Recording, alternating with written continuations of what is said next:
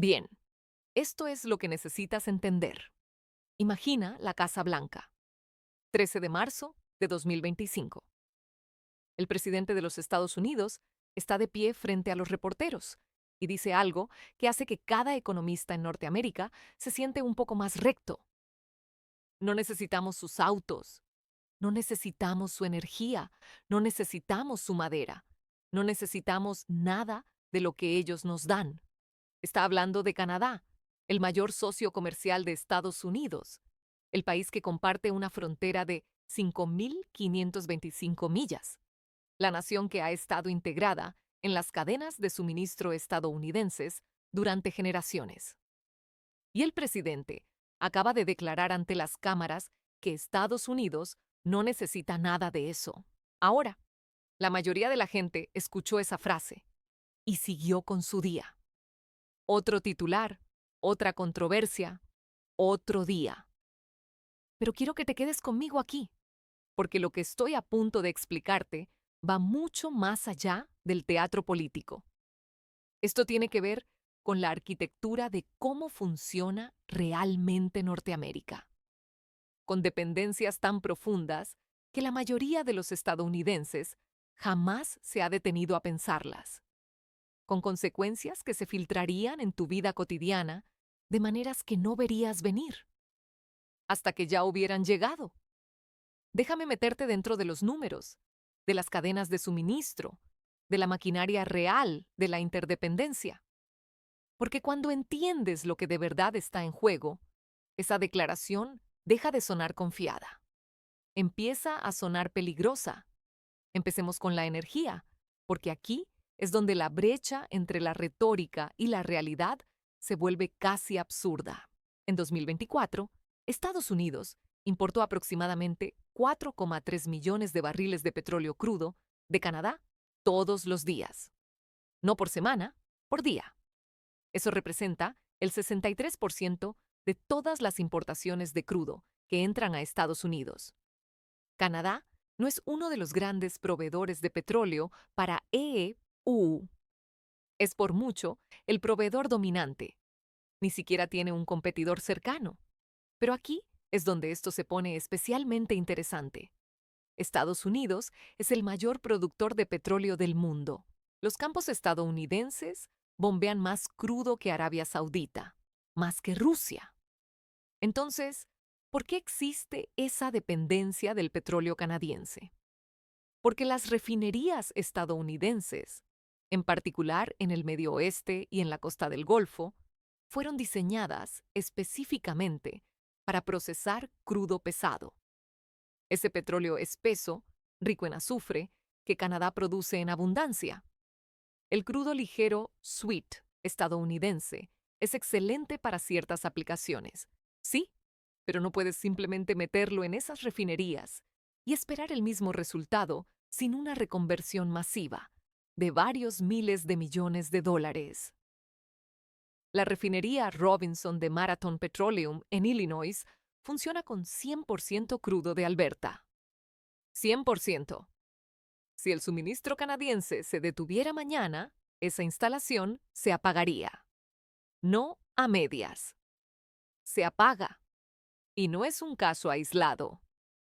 Según la Alberta Petroleum Marketing Commission, las 5 principales refinerías estadounidenses que procesan crudo canadiense están amarradas a configuraciones que hacen que cambiar de proveedor sea algo entre extraordinariamente caro y funcionalmente imposible en cualquier horizonte de tiempo razonable. Ahora hablemos de qué pasa con los precios de la gasolina si ese suministro desaparece. Economistas de energía estiman que perder el crudo canadiense empujaría los precios de la gasolina al alza entre 30 y 70 centavos por galón en cuestión de semanas. No meses, semanas. Y eso ni siquiera incluye compras de pánico, especulación o la volatilidad inevitable del mercado, cuando de repente desaparecen más de 4 millones de barriles diarios de oferta. Estamos hablando de dolor inmediato y medible en cada estación de servicio del país. Y el crudo es solo el inicio. el gas natural cuenta una historia todavía más reveladora. En 2024, Estados Unidos importó 8,5 mil millones de pies cúbicos de gas natural de Canadá cada día, casi el 100% del gas importado por gasoducto. La infraestructura para mover ese gas hacia el sur se construyó durante décadas. Gasoductos, estaciones de compresión, redes de distribución, todo diseñado alrededor de la suposición de que el gas canadiense fluye hacia el sur y el gas estadounidense fluye hacia terminales de exportación. Pero aquí es donde se vuelve crítico a nivel local. Nueva York, Nueva Inglaterra, el Medio Oeste Superior. Estas regiones dependen del gas natural canadiense para calefacción, generación eléctrica y procesos industriales. Cuando baja la temperatura y sube la demanda, el suministro canadiense no es una comodidad. Es la diferencia entre mantener las luces encendidas y sufrir apagones escalonados. El profesor de energía de Penn State, Seth Blumsack, lo dijo de forma directa. Si se recortan las importaciones hidroeléctricas canadienses, no lo reemplazas con viento y solar de la noche a la mañana. Lo reemplazas con plantas que queman gas natural o fuel oil. Más emisiones, más contaminación, más costo. Estados como Nueva York y Massachusetts han intentado reducir emisiones, en parte comprando electricidad hidroeléctrica canadiense, limpia, renovable, fiable. Una interrupción no solo amenaza la seguridad energética, amenaza objetivos climáticos que llevan décadas construyéndose. Ahora, cambiemos de marcha, porque la energía es solo una pieza de esta ecuación. Hablemos de algo de lo que la mayoría de los estadounidenses jamás ha escuchado, pero sin lo cual literalmente no pueden vivir. Los minerales críticos. El gobierno de Estados Unidos identifica 50 minerales como críticos para la seguridad económica y la seguridad nacional. ¿Adivina cuántos de esos minerales dependen 100% de importaciones? 12. Y para otros 29, Estados Unidos depende de importaciones para más del 50% de su suministro. Canadá produce más de 60 minerales y metales, incluyendo 21 de los 50 que aparecen en la lista crítica de EEU. Y Canadá también produce o refina 10 de los 12 materiales críticos de materias primas para la defensa, según la OTAN. Déjame darte ejemplos concretos para que esto no se quede en abstracto. Potasa. Canadá suministra la inmensa mayoría de la potasa utilizada en la agricultura estadounidense. Sin ella, la producción de fertilizantes se desploma, los rendimientos de los cultivos caen y los precios de los alimentos suben. Uranio. Canadá es uno de los mayores productores del mundo y las centrales nucleares estadounidenses dependen de ese suministro. Sin uranio, no hay energía nuclear y la nuclear aporta cerca del 20% de la electricidad de EU. Zinc, níquel, torio, vanadio. Entre el 50% y el 80% de los requerimientos estadounidenses de estos minerales esenciales provienen de minas canadienses. Estos no son artículos de lujo, son insumos para producir acero, fabricar baterías, construir sistemas de defensa, ensamblar electrónica. Son el tipo de materiales donde una interrupción no incomoda a las industrias, las detiene. Y aquí viene la parte que debería preocupar de verdad a los planificadores de defensa. Las tierras raras, los 17 metales esenciales para todo, actuadores del F-35, sistemas de misiles guiados, electrónica avanzada. China domina el suministro global, refinando más del 90% de las tierras raras del mundo. Estados Unidos ha estado intentando desesperadamente diversificar para dejar de depender de China. Canadá se suponía que era parte de la respuesta. Experiencia minera canadiense, combinada con tecnología de procesamiento estadounidense. Una cadena de suministro norteamericana independiente de Pekín. Pero esa estrategia no funciona así. Al mismo tiempo, estás amenazando con aislar económicamente a tu socio mineral más fiable. En abril de 2025, China restringió exportaciones de 5 minerales críticos hacia Estados Unidos. ¿El resultado? Ford tuvo que detener temporalmente producción en su planta de Chicago por escasez de imanes de tierras raras necesarios para la dirección asistida eléctrica. Tesla enfrentó interrupciones similares. Los fabricantes de autos en EU advirtieron que el ensamblaje de vehículos podría paralizarse en cuestión de semanas si no se reanudaban los envíos. Una restricción breve de un solo país casi paralizó la manufactura automotriz estadounidense. Ahora imagina qué pasa si Canadá, que suministra enormes cantidades de minerales necesarios para reducir la dependencia de China, se vuelve poco fiable, porque se desatan guerras comerciales y amenazas de anexión. Hablando de automóviles, hablemos de autos, porque la integración entre la industria automotriz estadounidense y la canadiense no es solo estrecha, es molecular. Un vehículo ensamblado en Detroit puede cruzar la frontera entre EU y Canadá 6 o 7 veces durante su producción. Componentes fabricados en Ontario se envían a Michigan para subensamble. Esos subensambles vuelven a Canadá para integración. Los módulos terminados regresan a EEUU para el ensamblaje final. Esto no es ineficiencia, es optimización. Décadas de inversión en cadenas de suministro sincronizadas que tratan la frontera como una línea contable, no como una barrera. Las autopartes canadienses fluyen hacia fábricas estadounidenses a un ritmo de miles de millones de dólares por mes. Motores, transmisiones, sistemas eléctricos, componentes de seguridad. La cadena es tan entrelazada que la frase que se usa es: no puedes deshacer un huevo revuelto. Ontario por sí sola sostiene 675,000 empleos directos relacionados con exportaciones hacia el mercado estadounidense.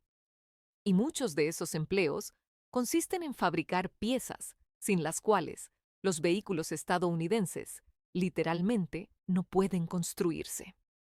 Aranceles, barreras comerciales o interrupciones del suministro no solo suben precios, obligan a los fabricantes a rediseñar por completo redes de producción construidas durante generaciones.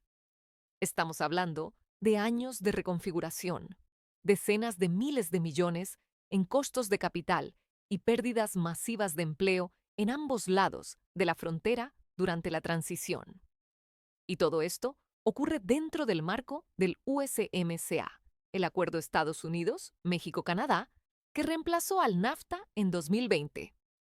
Ese acuerdo fue negociado, firmado e implementado específicamente para bloquear la integración económica de Norteamérica, crear certidumbre y permitir que las empresas invirtieran con confianza en que las reglas no cambiarían por capricho.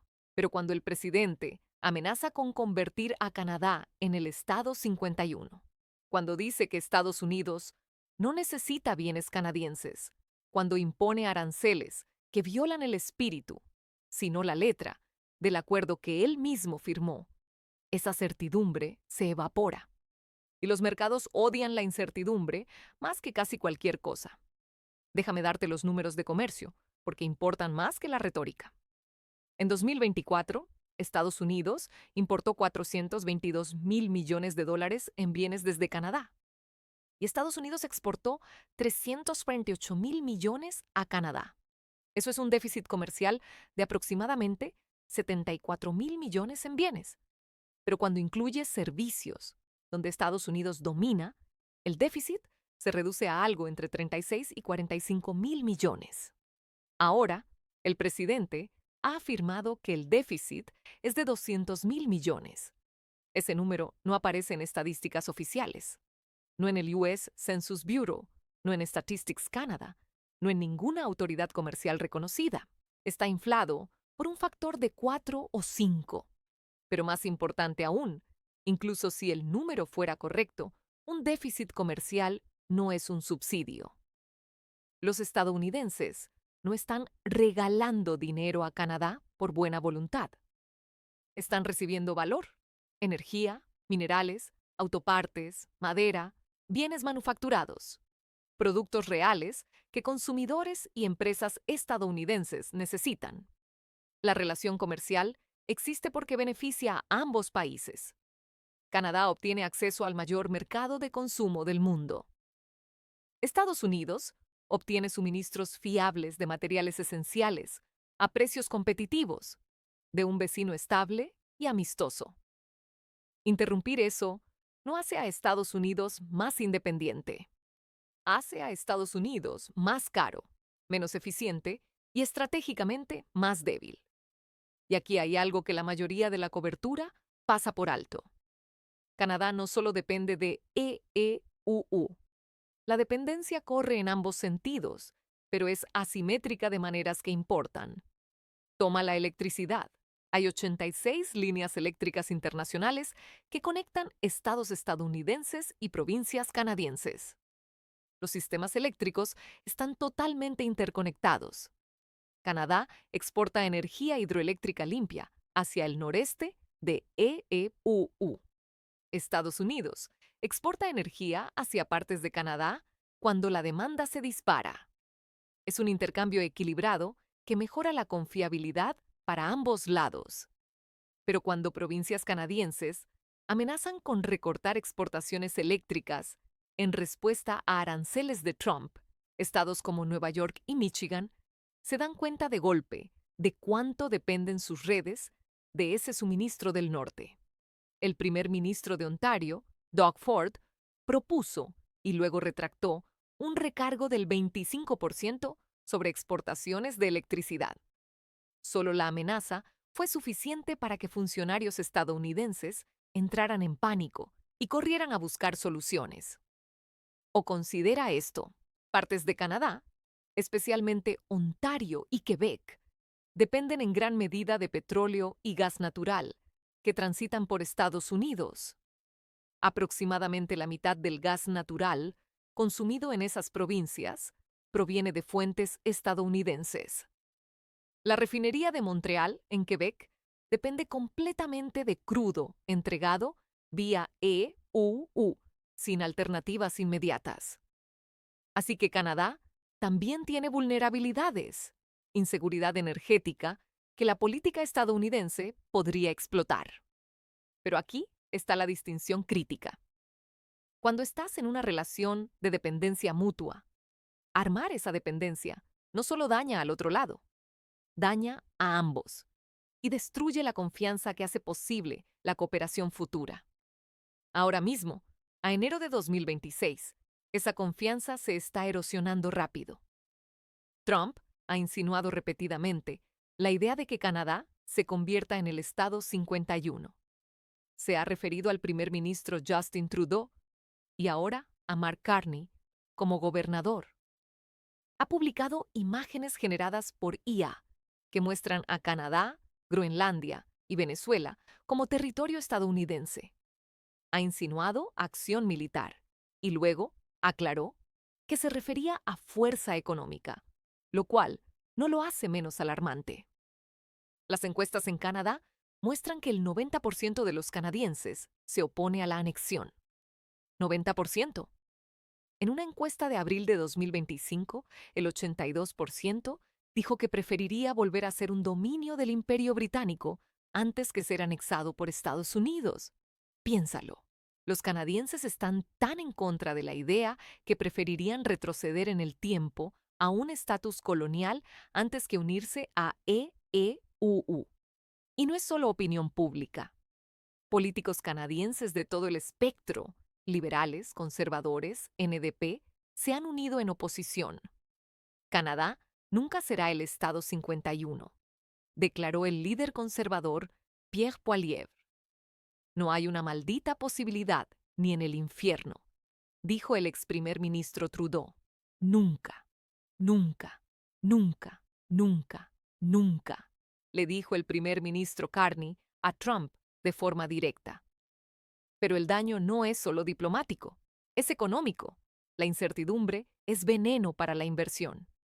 Cuando las empresas no saben si se impondrán aranceles, si se respetarán fronteras, si se honrarán acuerdos, dejan de invertir. Acumulan efectivo, retrasan proyectos, buscan alternativas. Y Canadá está buscando alternativas. En los primeros 10 meses de 2025, las exportaciones canadienses hacia Estados Unidos cayeron 4,1% comparadas con el mismo periodo de 2024. Mientras tanto, las exportaciones hacia países distintos de EU han estado creciendo.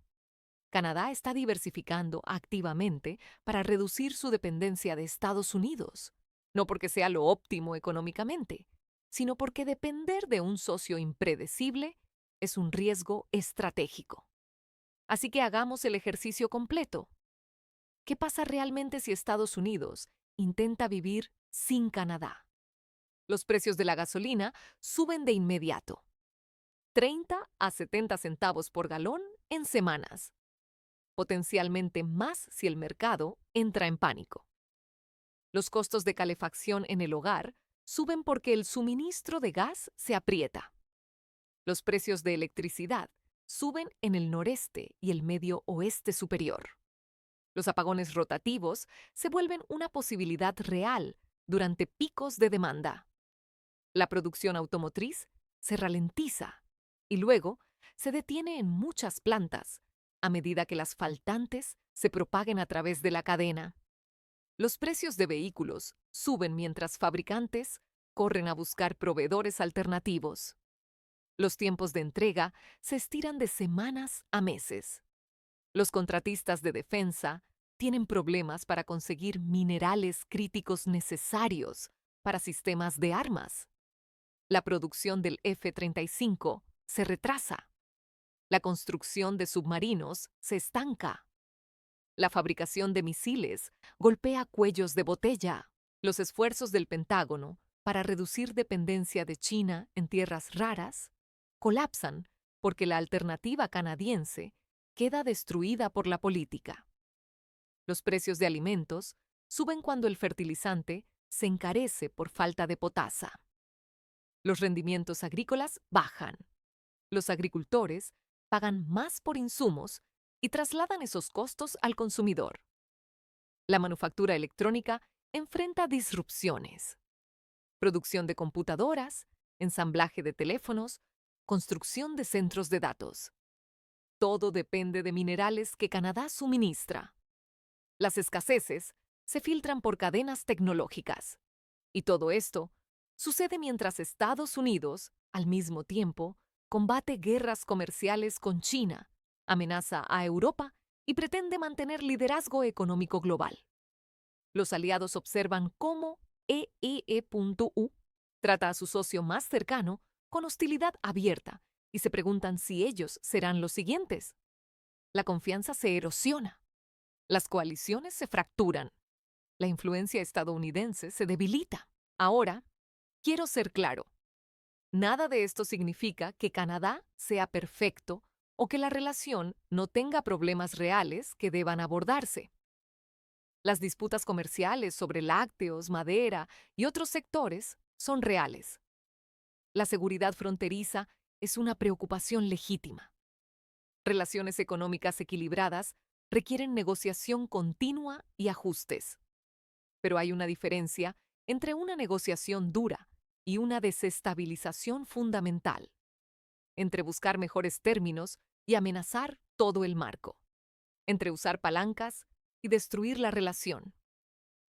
Lo que estamos viendo ahora mismo es una prueba de estrés no solo de la relación EU-Canadá, sino de si el poder estadounidense puede ejercerse de forma productiva o si colapsa en caos, de si los aliados pueden confiar en los compromisos de Estados Unidos, o si cada acuerdo está sujeto a ser destruido por un capricho presidencial. La respuesta importa mucho más allá de las estadísticas comerciales. Determina si Estados Unidos puede construir coaliciones para competir con China, si las democracias pueden cooperar de manera efectiva, si el orden posterior a la Segunda Guerra Mundial de comercio, basado en reglas, sobrevive, o si cede paso a pura política de poder. Y aquí está lo que frustra a quienes realmente entienden estos sistemas: la ironía. La ironía completa, casi cómica, de declarar no necesitamos a Canadá, mientras se depende de manera estructural de recursos canadienses para sostener el nivel de vida estadounidense. ¿No necesitas energía canadiense? 4 millones de barriles por día dicen lo contrario. ¿No necesitas minerales canadienses? La estrategia de minerales críticos del Pentágono está construida alrededor del suministro canadiense. ¿No necesitas autopartes canadienses? Detroit quisiera decir algo al respecto. ¿No necesitas madera canadiense? La construcción de viviendas en Estados Unidos depende de ella. La retórica de independencia choca contra la realidad de la interdependencia. Y la realidad no se preocupa por puntos de conversación. Así que aquí estamos, un presidente que afirma que EU no necesita a Canadá, un vecino donde el 90% se opone a volverse estadounidense. Cadenas de suministro integradas durante generaciones. Dependencias que corren en ambos sentidos. Confianza que se erosiona día a día. Y consecuencias que la mayoría no entenderá hasta que esté pagando más en la gasolinera, en el supermercado, por su próximo auto, por todo lo que depende de la maquinaria silenciosa del comercio norteamericano. Esto no es sostenible. Algo tiene que ceder. O la retórica se modera y la relación se estabiliza, o la integración empieza a deshacerse y ambos países pagan el precio. No hay una versión de esta historia en la que Estados Unidos lo logra solo, sin dolor económico significativo. Las dependencias son demasiado profundas. Las alternativas, demasiado caras. Los plazos, demasiado largos. Canadá no es un socio comercial distante que Estados Unidos pueda reemplazar con mínima fricción. Canadá es el vecino cuya economía está fusionada con la de Estados Unidos a todos los niveles: energía, minerales, manufactura, agricultura, servicios. El 76% de las exportaciones canadienses van a Estados Unidos. Pero Estados Unidos depende de esas exportaciones mucho más de lo que la mayoría imagina. ¿Quieres saber qué pasa cuando Estados Unidos dice no necesitamos a Canadá? Mira el precio de la gasolina, mira el costo de la electricidad, mira la disponibilidad de vehículos, mira la producción de defensa, mira los precios de alimentos, mira las cadenas tecnológicas, mira cada sector donde los insumos canadienses se han dado por sentado durante tanto tiempo que la gente olvidó que existían. Y luego, mira cómo Canadá, enfrentando a un socio poco confiable, diversifica para reducir su dependencia de EU. Mira cómo la integración que hizo a ambos países más fuertes empieza a deshacerse lentamente. Mira cómo competidores llenan los huecos que Estados Unidos creó por sus propias decisiones. Esto es lo que pasa, no en teoría, no en economía abstracta, sino en el mundo real, donde oferta y demanda, infraestructura e inversión determinan si las luces se encienden, si los autos se construyen, si los sistemas de armas funcionan. El presidente dice que Estados Unidos no necesita a Canadá. Los datos, las cadenas de suministro, la realidad física de cómo funciona Norteamérica dicen algo muy distinto. Y cuando la retórica choca con la realidad gana, siempre, con el tiempo. La pregunta es, ¿cuánta destrucción se hace antes de que esa lección finalmente cale? Si este análisis te ayudó a entender lo que realmente está en juego en la relación EU-Canadá, no solo los titulares, sino las dependencias y consecuencias reales, considera suscribirte y dejar un comentario. ¿Crees que esta relación puede repararse o estamos viendo el inicio de un cambio fundamental en cómo funciona Norteamérica? De verdad me interesa saber qué tú